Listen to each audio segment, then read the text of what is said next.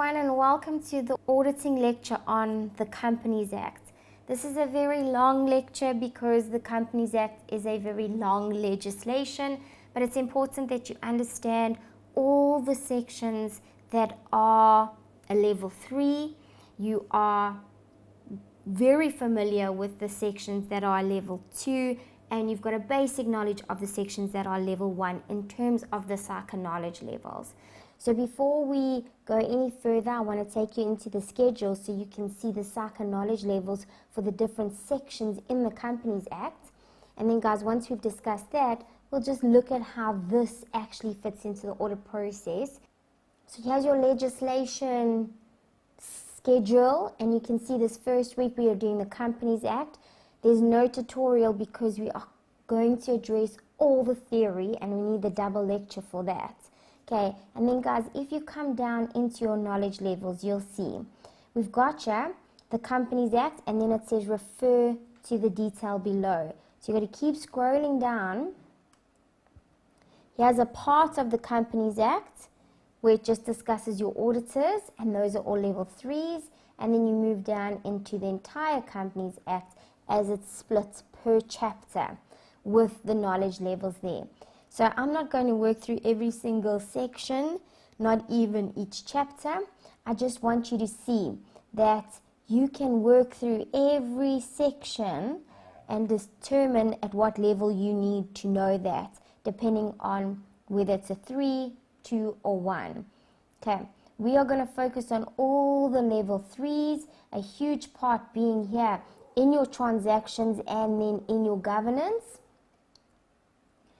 And then finally, here we see again the auditors, which was the level 3 that we saw above there. Okay. So, bear with me here. Let's get through the theory of the Companies Act and even consider the ways in which you could get tested on this specific topic so that when we get to questions at a later stage, you're very comfortable with how to find the answer and how to structure the answer. Before we work into the actual legislation, where does legislation fit into the audit process?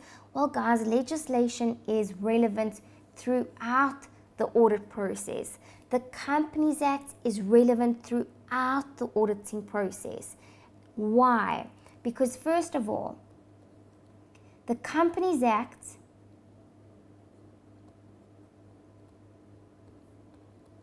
is applicable to the client that we are going to audit.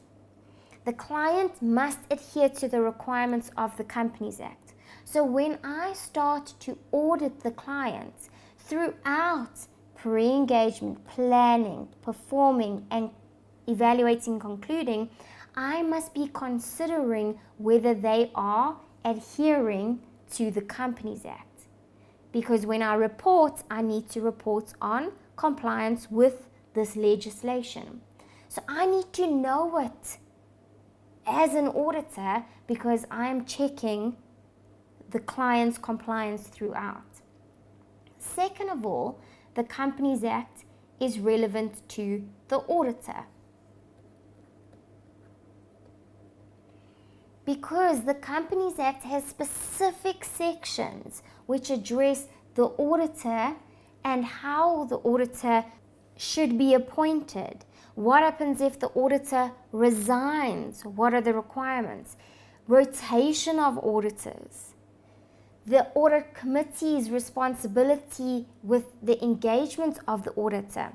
So there are specific sections in the Act that are directed at the auditors themselves, and if we don't know the Act, then how can we ensure that we are adhering to it when auditing this client through the entire audit process? So, Companies Act, important we know upfront so we can test the client's compliance and ensure we are complying throughout the entire audit process.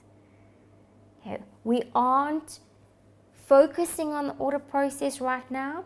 We're focusing on the legislation, and once we understand all the legislations applicable, we can start looking at taking on a client and working through the audit process for that specific client.